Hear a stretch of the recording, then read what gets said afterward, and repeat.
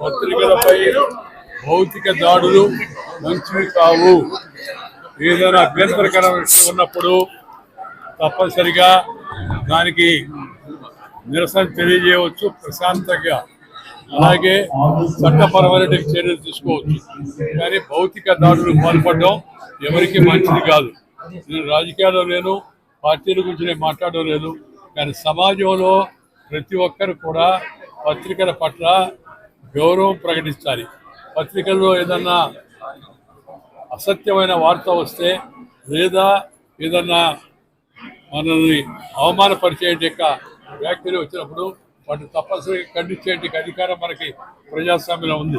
ఖండించడం శాంతియుతంగా, నిరసన శాంతియుతంగా ఉండాలి. కానీ భౌతిక దాడులకు పాల్పడే ప్రయత్నం ఎవరు కూడా చేయవద్దని చెప్పని నేను కోరుకోను.